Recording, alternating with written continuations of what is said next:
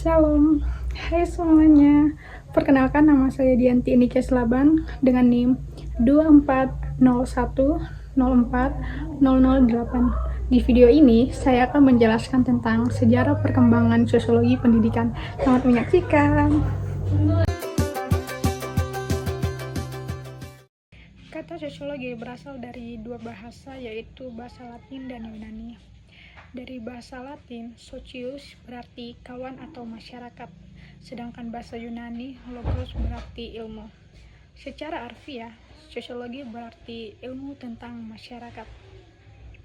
Kata pendidikan berasal dari bahasa Latin, yaitu educar, yang berarti mendidik atau mengembangkan. Jadi, menurut F.G. Robbins and Brown, sosiologi pendidikan adalah ilmu yang menjelaskan hubungan-hubungan sosial yang memengaruhi individu.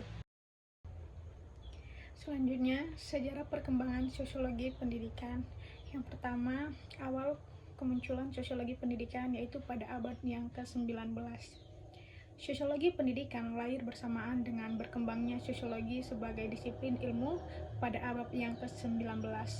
Revolusi industri dan perubahan besar dalam masyarakat mendorong para ilmuwan sosial untuk memahami hubungan antara pendidikan dan perubahan sosial.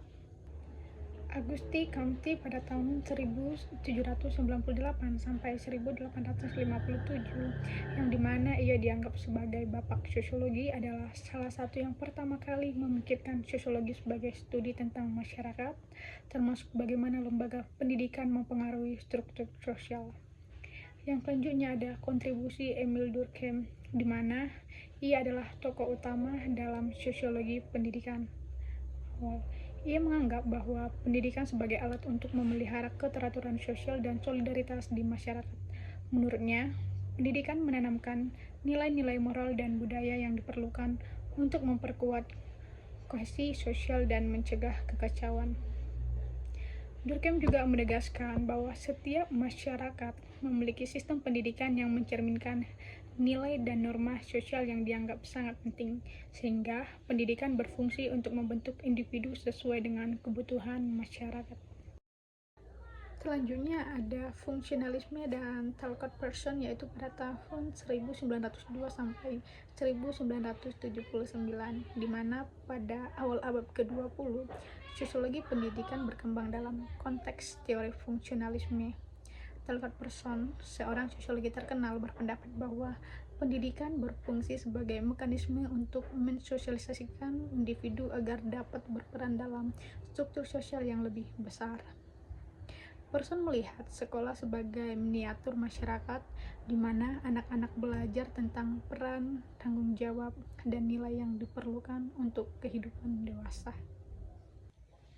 Berikutnya ada pendekatan Karl Marx dan teori konflik. Di sisi lain, pendekatan Marxis dalam sosiologi pendidikan menganggap pendidikan sebagai alat untuk memperkuat kekuasaan dan kekayaan kelompok dominan. Karl Marx dan pengikutnya percaya bahwa pendidikan melanggengkan ketidaksetaraan sosial melalui reproduksi struktur kelas yang ada. Selanjutnya ada teori reproduksi sosial dan Pierre Bourdieu, di mana ia mengembangkan gagasan bahwa pendidikan memainkan peran penting dalam reproduksi sosial, khususnya melalui konsep modal budaya. Ia berpendapat bahwa sekolah cenderung menguntungkan mereka yang memiliki modal budaya yang sesuai dengan kelas sosial dominan, sehingga memperkuat ketidaksetaraan. Selanjutnya yaitu teori interaksionisme simbolik. Pada pertengahan abad ke-20, teori interaksionisme ini mulai mempengaruhi sosiologi pendidikan. Teori ini berfokus pada interaksi mikro antara guru dan siswa di ruang kelas. Sosiologi seperti Howard Baker dan Irving Goffman meneliti bagaimana label yang diberikan kepada siswa seperti anak pintar atau anak nakal mempengaruhi prestasi mereka. Dan yang terakhir yaitu perkembangan di era modern. Pada abad ke-20 dan 21, sosiologi pendidikan terus berkembang dengan fokus baru yaitu pada isu-isu seperti globalisasi, digitalisasi, dan inklusi pendidikan.